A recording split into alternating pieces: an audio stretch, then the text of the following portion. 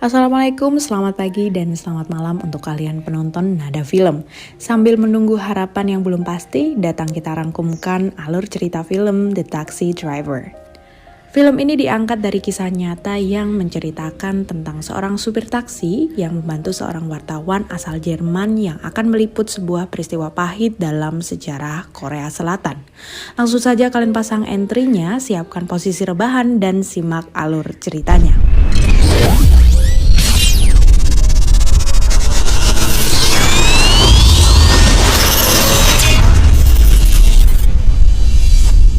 Di awal film terlihat seorang pengemudi taksi yang sedang mengendarai taksinya. Dia adalah Kim. Tuan Kim ini adalah MC utama dalam film ini.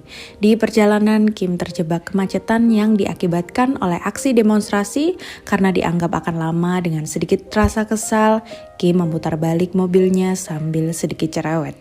Kim terus ngegas taksinya, tapi tiba-tiba taksi Kim menabrak sesuatu yang mengakibatkan kaca spionnya patah. Belum selesai urusan spion, datang seorang calon penumpang yang membawa istrinya yang sedang hamil tua dan meminta Kim untuk segera mengantarnya ke rumah sakit. Tidak lama, Kim pun sampai di rumah sakit, tetapi si penumpang salah membawa tas sehingga tidak bisa membayar ongkos taksinya. Penumpang itu pun menjanjikan akan membayar 2 kali lipat keesokan harinya dan memberikan kartu namanya kepada Kim. Setelah seharian jalan, Kim pun pulang ke rumahnya. Sesampainya di rumah, Kim mendapati anaknya yang sedang tidur sendirian. Melihat ada luka di dahi anaknya dan Kim pun tahu siapa yang melakukan ini, Kim pun mendatangi rumah anak tersebut yang ternyata anak si ibu yang punya kontrakan. Mulanya Kim berniat memarahi anak tersebut, tetapi karena Kim mempunyai tunggakan sebesar 100.000 won, Kim pun malah balik dimarahin sama si ibu dengan wajah yang runyam. Kim pun meminta maaf karena belum bisa membayar hutangnya.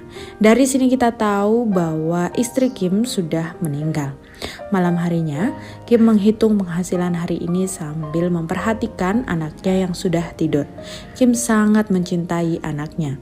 Beralih scene di Jepang, di mana terjadi obrolan di antara para wartawan luar negeri yang berkumpul di pusat pers Tokyo. Satu di antara mereka adalah Mr. Peter, tokoh pendamping dalam film ini.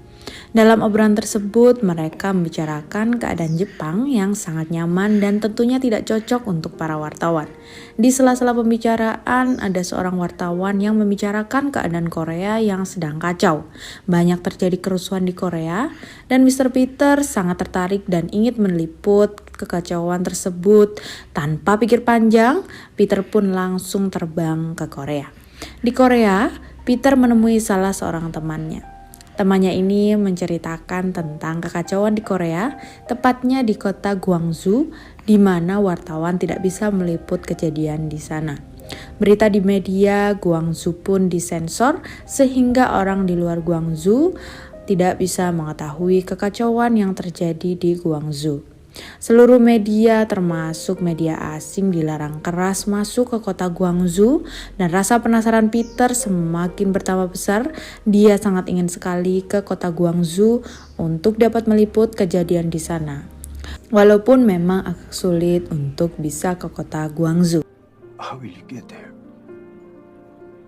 Pindah lagi ke Tuan Kim yang sedang makan siang di rumah makan khusus supir taksi, dan di sela makan siangnya Kim mendengar obrolan bahwa ada seorang asing yang akan membayar 100.000 won asal bisa mengantarnya ke Gwangju. Tanpa menyelesaikannya, Kim langsung meninggalkan rumah makan tersebut dan berniat menikung untuk bisa mengantar penumpang yang menjanjikan bayaran sebesar 100.000 won tersebut. Kim terlihat sangat senang sekali karena di pikirannya sebentar lagi dia akan bisa membayar hutangnya sebesar 100.000 won, dan Kim pun mendapatkan penumpang tersebut. Setelah menempuh perjalanan yang jauh dan sedikit perkenalan di antara mereka, Kim dan Peter sampai juga di kota Gwangju. Tetapi di perbatasan ada pemeriksaan oleh para petugas. Dikarenakan Kim punya kodam seperti si buta dari gua hantu, Kim lepas dari penjagaan. Kim meminta uang bayarannya sebesar 100.000 won dan Peter pun memberinya uang muka sebesar 50.000 won dan sisanya akan dibayar kembali jika sudah balik ke Seoul. Di saat memasuki kota Gwangju, di sini mereka menemukan peta Gwangju yang begitu sepi dan terdapat banyak poster atau berita koran yang berisikan tentang protes terhadap pemerintah. Mereka pun berpapasan dengan truk yang membawa para demonstran dan Peter berhasil mewawancarai salah seorang demonstran bernama Jae-sik. Jae-sik pun memberitahukan kepada teman-temannya bahwa Peter adalah seorang wartawan dari Jerman yang akan meliput kegiatan mereka. Mereka pun terlihat sangat senang sekali dan tidak lupa Kim pun mendapatkan aplaus dari para demonstran karena sudah mengantarkan Peter dari Seoul ke Gwangju dan Peter memutuskan ikut ke dalam rombongan tersebut. Dengan ikut ke dalam truk dan sementara Kim disuruh mengikutinya dari belakang. Tetapi di perempatan jalan, Kim memutar balik taksinya dan berniat meninggalkan Peter karena Kim tidak mau taksinya rusak akibat aksi demonstrasi. Ketika hendak tancap gas, Kim menemukan seorang ibu yang sudah tua melambaikan tangannya. Kim pun tidak tega dan membawanya. Ibu tersebut sibuk menceritakan bahwa anaknya masuk rumah sakit akibat dipukul oleh petugas. Tiba di rumah Kim melihat taksi-taksi di Gwangju begitu sibuk membawa korban dari pihak para demonstran. Jodoh memang tidak kemana. Setelah sibuk bertemu dengan anaknya di rumah sakit, Kim bertemu kembali dengan Peter. Dan disinilah terjadi kesalahpahaman di mana Kim dituduh mencuri perlengkapan foto milik Peter. Sempat terjadi adu mulut juga antara para sopir taksi Gwangju dengan Kim. Dan Kim dianggap merusak citra para sopir taksi dengan mencoba meninggalkan penumpangnya.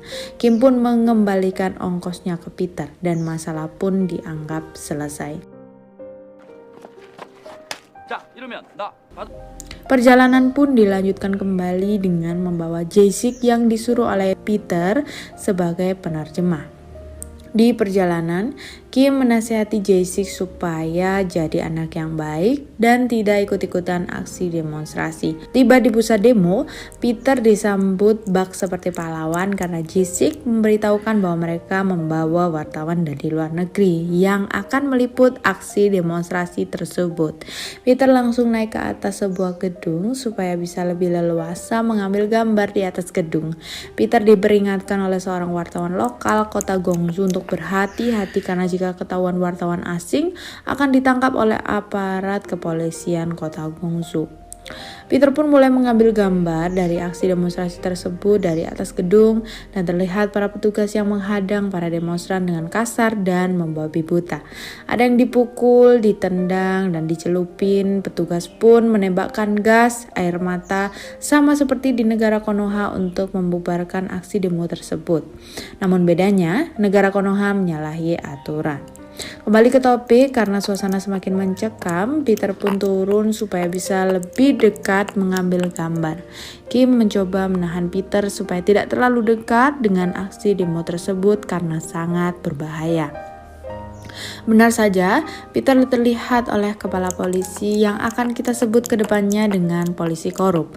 Kembali ke topik, polisi korup ini menyuruh krucunya untuk menangkap Peter CS. Tapi syukur alhamdulillah karena sedari awal Kim punya kodam, MC pada umumnya, dan Kim berhasil membawa Peter dan Jae-sik kabur dengan menggunakan taksinya. Malam pun tiba dan di sini Kim mulai menyadari bahwa telah terjadi kesalahan besar di kota Gwangju. Tetapi tiba-tiba Kim terkaget karena waktu yang sudah larut malam dan Kim harus segera kembali ke Seoul. Peter pun menyanggupinya. Dan Jae-sik di sini minta diturunkan di suatu tempat. Sebelum turun, Jae-sik meminta kepada Peter berjanji untuk menyiarkan berita tentang kekacauan yang terjadi di kota Gwangju. Peter pun memastikan akan segera mengabarkan pada dunia tentang apa yang terjadi di kota Gwangju. Tidak jauh dari tempat Jessica turun, tiba-tiba taksi Kim mogok. Di saat mereka bingung dengan mogoknya taksi Kim, datang sebuah mobil dan ternyata mobil itu adalah taksi kota Gwangju. Karena hari sudah larut malam, taksi Kim pun diderek oleh taksi Gwangju tersebut. Di sini wajah Kim terlihat sangat sedih karena teringat anaknya. Sampainya di garasi, para sopir taksi Gwangju mencoba memperbaikinya dan taksinya Tuan Kim, tetapi sepertinya taksi Tuan Kim sudah terlalu tua dan butuh waktu yang lama untuk memperbaikinya. Kegalauan Tuan Kim semakin bertambah karena teringat anaknya yang sedang ditinggal sendirian di rumah. Lalu Tuan Kim menanyakan adakah telepon yang bisa digunakan untuk menghubungi anaknya, tetapi sayang seluruh saluran telepon di kota Gwangju sudah diputus oleh pemerintah. Si Babang Peter yang tidak mengerti bahasa Korea, dia menyangka bahwa Tuan Kim bingung diakibatkan oleh biaya perbaikan taksinya. Dan Peter pun memberikan sejumlah uang kepada Kim. Kim pun marah dan terjadi perkelahian dengan Peter sampai Kim terjatuh. Kim pun meninggalkan garasi dan setelah Kim pergi, Jae-sik di sini menjelaskan kepada Peter bahwa Tuan Kim sedih bukan karena ongkos perbaikan, tetapi Tuan Kim sedih karena mengkhawatirkan anaknya yang sedang ditinggal sendirian di rumah. Pindah ke kantor polisi Gwangju, di mana kepala polisi di sini menjelaskan bagaimana wartawan Peter bisa masuk ke Gwangju. Karena Peter masuk ke kota Gwangju menggunakan taksi Seoul. Kepala polisi itu pun memastikan bahwa akan dengan mudah menangkap Tuan Peter. Beralih ke Kim, malam itu Kim, Peter, dan Jae-sik menginap di salah satu sopir taksi Gwangju yaitu Tuan Hwang. Mereka pun makan malam dan di saat makan malam tersebut Tuan Hwang dan Jae-sik mencairkan suasana. Usai makan malam, mereka menonton televisi yang ternyata siarannya berita yang membalik fakta. Ya, seperti siaran-siaran TV di negara Konoha yang kadang-kadang menyelamatkan dan tak jarang juga mereka mengambil keuntungan dari berita tersebut. Tuan Hwang sangat emosi sekali dengan siaran TV itu di sini. Peter menjelaskan bahwa begitu sampai di Jepang, rekaman yang dia ambil tadi siang akan menjadi berita di seluruh dunia. Peter juga akan menjelaskan bahwa peran Tuan Kim sangat besar. Tanpa Tuan Kim, Peter tidak mungkin bisa sampai di kota Gwangju. Tuan Hwang sangat respek kepada Kim dan Peter memohon dengan sangat supaya Peter benar-benar bisa menyiarkan berita tentang Gwangju tersebut. Beralih scene memperlihatkan suasana yang sangat menyenangkan.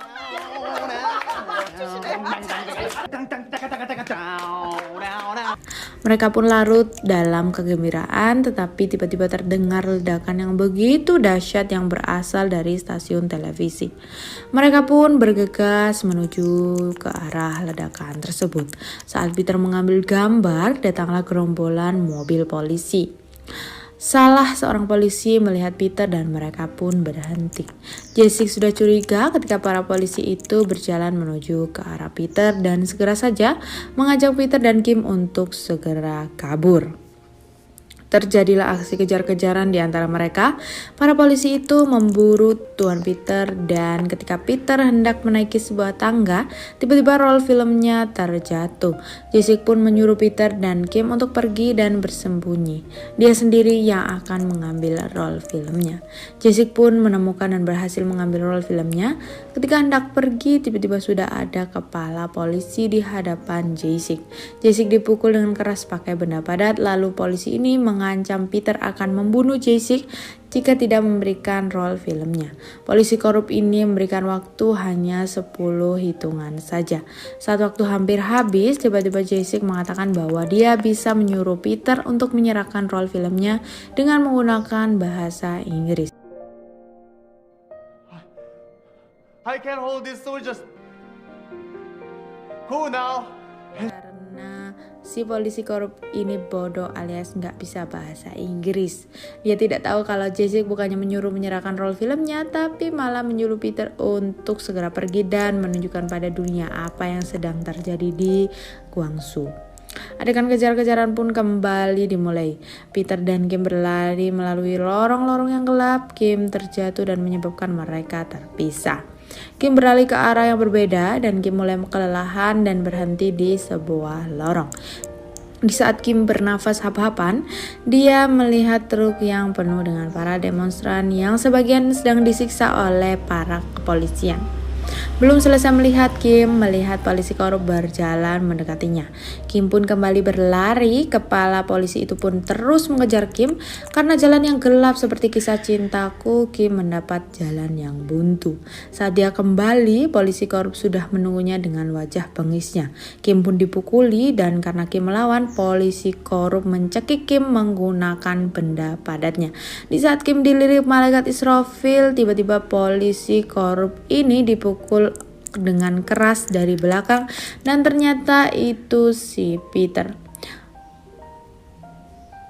Mereka pun lolos dari perburuan ini. Peter CS kembali ke rumah Tuan Huang. Sebelum tidur, Kim menceritakan kisah hidupnya yang sangat menyedihkan dan dia bisa merasakan betapa sedihnya anaknya yang sangat merindukan ibunya yang sudah wafat.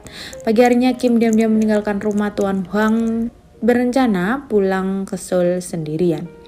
Sesampainya di depan, Kim dihadang oleh Tuan Huang dan memperingati Kim karena aparat sedang mencari taksi Seoul. Untuk keamanan, Tuan Huang memberikan plat nomor taksi Gongsu pada Kim dan selembar peta agar bisa selamat keluar dari Gongsu.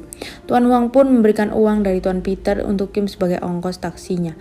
Kim pun meninggalkan kota Gongsu, mampir di satu tempat. Kim mencoba memperbaiki mobilnya dan menelpon anaknya. Tapi ternyata anaknya baru tidur karena semalaman menunggu bapaknya yang tak kunjung pulang. Ternyata anaknya tidur di rumah ibu kontrakan.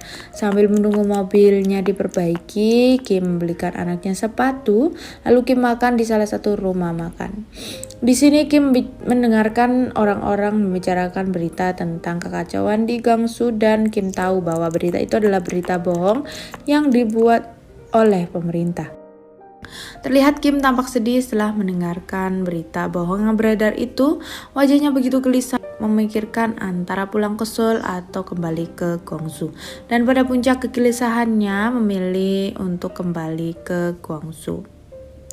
Sebelum kembali ke Gongsu, Kim kembali menelpon anaknya dan menjanjikan akan segera pulang setelah urusannya selesai. Dengan penuh motivasi, Kim melaju dengan kecepatan tinggi menuju Gongsu dan Kim langsung ke rumah sakit menyusul Peter dan Tuan Huang. Terlihat suasana rumah sakit yang sangat memprihatinkan, banyak korban berjatuhan. Dengan perasaan yang sedih, Peter pun mulai kembali mengambil gambar.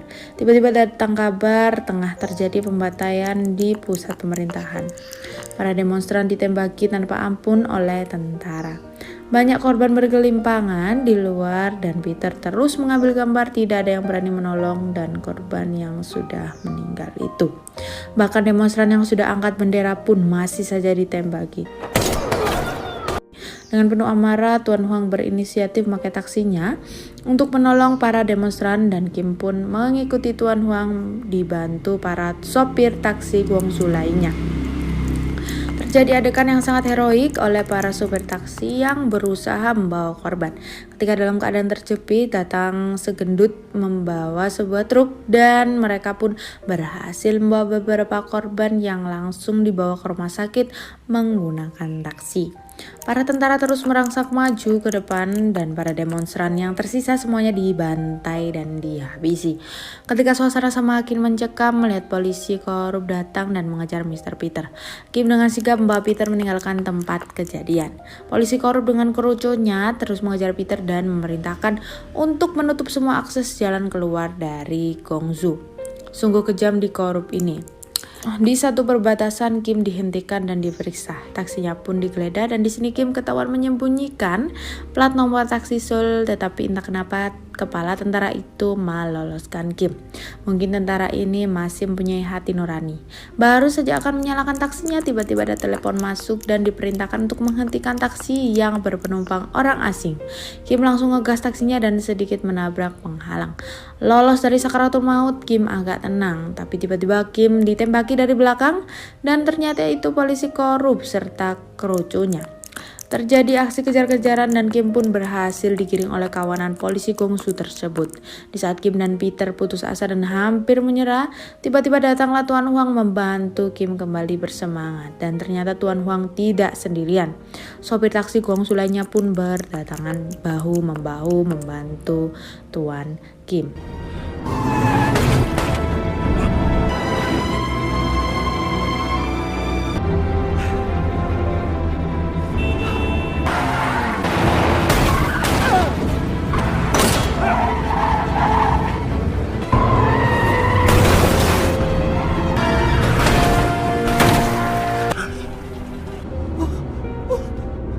Itulah perjuangan para sopir taksi Gongsu yang mengorbankan dirinya untuk bisa membantu Kim supaya bisa lolos dari pengejaran kepolisian Gongsu.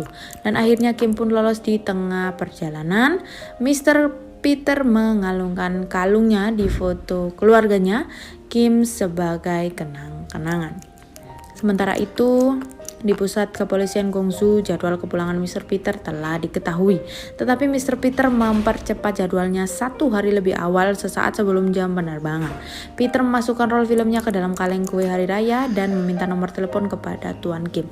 Kim pun menuliskan nama dan nomor teleponnya sambil melihat satu bungkus rokok yang sudah kosong. Mr. Peter pun berpamitan dan memasuki bandara, lalu Peter pun terbang ke Jepang. Sesampainya di Jepang, berita tentang Gongsu langsung disiarkan dan kebenaran pun terungkap. Diceritakan setelah suasana Korea pada aman, Peter mencari Tuan Kim ke Korea, tetapi Tuan Kim menuliskan nama dan nomor telepon palsu sehingga Tuan Kim tidak bisa ditemukan. 23 tahun berlalu, Peter kembali ke Korea karena mendapatkan penghargaan dari Korea. Dalam pidatonya, Mr. Peter menceritakan betapa dia tidak akan melupakan orang-orang yang membantunya, terutama yang paling berkesan adalah Tuan Kim. Dia sangat merindukan Tuan Kim dan akan menunggu sampai kapanpun untuk bisa bertemu kembali dengan Tuan Kim Tae-hee. Pada akhir scene diperlihatkan Tuan Kim yang masih menjadi supir taksi dan mengetahui bahwa Mr. Peter mendapatkan penghargaan dari pihak Korea. Tuan Kim pun merasa sangat bahagia dan film pun selesai. Ending yang menyedihkan sekaligus membahagiakan. Pelajaran yang bisa kita ambil dari film ini adalah jangan sesekali Anda mengabaikan apa yang Anda lihat dengan mata kepala Anda sendiri ketika mendapati ketidakadilan. Karena dengan kejujuran, satu orang akan menemukan rasa saling jujur dan mulailah pada diri Anda sendiri dan jangan pernah sesekali menutupi fakta dengan mengalihkan isu. Oke, sekian dulu alur cerita film A Taxi Driver. Sampai jumpa kembali di alur cerita film selanjutnya. Saya ucapkan terima kasih bagi kalian yang mau request film di video ini. Jangan lupa like, comment, share, dan subscribe channel ini. Sekian dan buya.